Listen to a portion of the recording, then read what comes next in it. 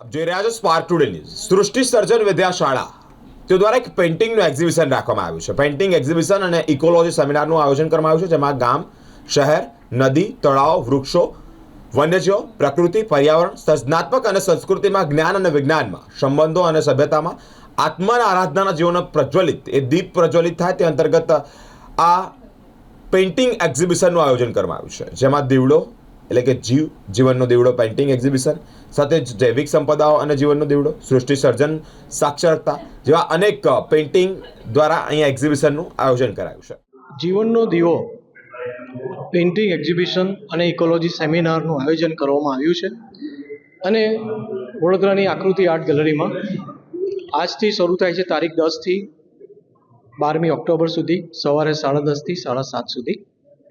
આ એક્ઝિબિશન ખાસ દીપોત્સવ નિમિત્તે જીવનનો દીવો વિષય સાથે એક એક્ઝિબિશન, પેઇન્ટિંગ્સ અને ઇકોલોજી સેમિનાર દ્વારા સૃષ્ટિ સર્જન સાક્ષરતા પ્રસ્તુત કરે છે।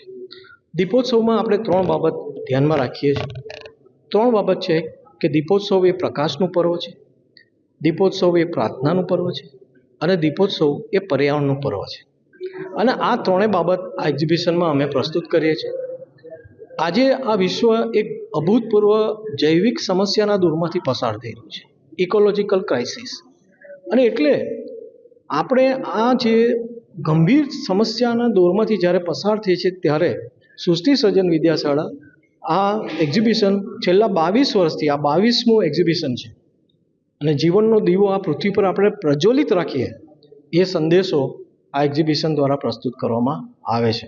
આ જે એક્ઝિબિશન છે એમાં લગભગ 37 થી 38 પેઇન્ટિંગ્સ છે, ઓઇલ પેઇન્ટિંગ્સ છે, અને એમાં આ પૃથ્વી પર જીવન કેવી રીતે આપણી પાસે આવ્યું છે, જીવન કેવી રીતે પાંગર્યું છે, જીવન ખરેખર ક્યાં ક્યાં ધબકે છે એ દર્શાવતા પેઇન્ટિંગ્સ બતાવ્યા છે।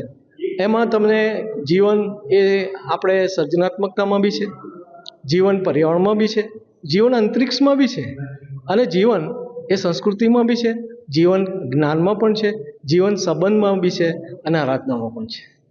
એટલે આ જીવનની જે આખી જે બાબત છે, જીવનના દીવો જે એક્ઝિબિશન છે એમાં પ્રસ્તુત કરવામાં આવી છે। મારું નામ સંજય મસીહ છે।